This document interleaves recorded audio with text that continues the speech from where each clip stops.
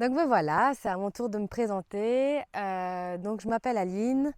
C'est moi qui ai créé en fait ce projet qu'on va vous présenter ici et sur lequel j'ai envie de vous parler parce que c'est un projet et c'est un grand rêve pour moi qui se réalise cette année, de pouvoir vous accompagner en fait à l'intérieur de ce terrain expérimental qui s'appelle Jouer avec l'inconnu.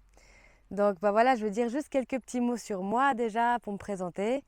Donc, moi, je viens de Suisse, d'une montagne en Suisse. De base, je suis éducatrice, donc je me suis formée dans l'éducation. Et ensuite, avec Özlem, donc une personne que vous rencontrerez aussi et qui fait partie de la troupe, on est parti 2 ans et demi en voyage. Et donc, à travers ce voyage, bah voilà, je me suis expérimentée dans plein de domaines, dans plein de choses. Et je me suis découverte beaucoup aussi. Et je me suis formée dans le Theta Healing et dans le Thai massage. Donc le Theta Healing, c'est une forme de thérapie énergétique en lien avec les croyances. Et le Thai massage, je pense que vous savez ce que c'est. Et quand je suis revenue en fait de voyage, je me suis formée dans le scan thérapeutique. Et c'est aussi une forme c'est pas vraiment une thérapie, mais c'est une lecture énergétique du corps de la personne. Donc voilà, ça c'est un petit peu de manière un peu formelle. Et maintenant j'ai envie de vous parler de ma part un peu plus informelle. Donc cette année, bah voilà, je sentais que j'avais beaucoup d'idées, j'avais beaucoup de choses que j'avais envie de transmettre. Et en fait, et au début de cette année, j'étais là, oui, je sens qu'il y a quelque chose, je sens que j'avais envie de créer quelque chose de puissant. Et est venue donc cette idée, ce terrain expérimental qui s'appelle Jouer avec l'inconnu. Et donc ce terrain expérimental, il est tiré vraiment de mon expérience de 2 ans et demi. Il est tiré de tout ce que j'ai découvert, de tout ce que j'ai appris, compris, mis en conscience. Et puis voilà, moi j'avais envie de vous donner un exemple, de vous montrer qu'est-ce que pour moi c'est l'inconnu, qu'est-ce que pour moi c'est jouer avec l'inconnu, histoire que vous puissiez comprendre un petit peu plus de quoi je vous parle. Donc c'est vrai que bah, déjà, partir pour 2 ans et demi, ça a été déjà un grand pas. Ça a été déjà un saut dans le vide, sans savoir ce qui allait se passer en fait, ce qui allait se passer tout simplement. Donc pour moi, ça a déjà été un grand pas. Il a fallu laisser tout derrière moi. Il a fallu, voilà, je me suis complètement sortie de la Suisse. Et c'est comme si j'habitais plus nulle part. Et finalement, ben, ça a duré 2 ans et demi, donc ça, c'était pas non plus attendu. Et ce que j'ai vraiment découvert, en tout cas durant ce voyage, c'est à quel point, en fait, je pouvais rebondir face à toutes les situations. Parce que c'est vrai qu'en restant dans un quotidien, dans une routine, bah voilà, on sort plus trop de notre zone de confort. Et donc, on se rend plus compte, en fait, de nos capacités, de nos outils, de nos ressources. Et on a l'impression qu'on est un petit peu restreint, un petit peu bloqué. Et là, justement, en partant pour ce voyage et au cours de ce voyage, j'ai remarqué tous les outils et toutes mes ressources que j'avais et que je connaissais pas du tout en fait. Et j'ai trouvé ça mais tellement riche de voir à quel point on est incroyable en fait en tant qu'être humain. Et c'est pas que moi, c'est tous les gens qui sont partis aussi en voyage ou même dans d'autres expériences. Ils sont connectés vraiment à leur puissance, à leur potentiel. Et moi, c'est ce que j'ai découvert.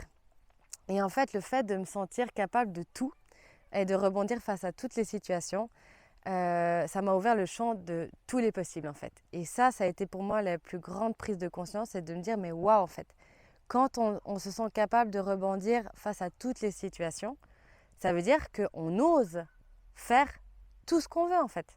Parce que il n'y a plus cette peur de dire mais en fait je vais me cracher ou je vais peut-être échouer ou voilà, qu'est-ce qui va se passer si j'ose faire ça.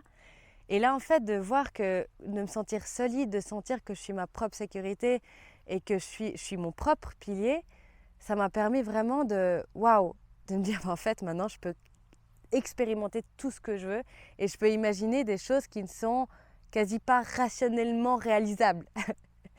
Et donc voilà, j'avais juste envie de vous transmettre une petite anecdote que j'ai vécue en voyage. Et en fait, ben, je vous en dirai plus aussi au cours de ces prochains mois. De plein de petites anecdotes qui m'ont permis de voir que oui, effectivement, ce que je croyais impossible devenait possible.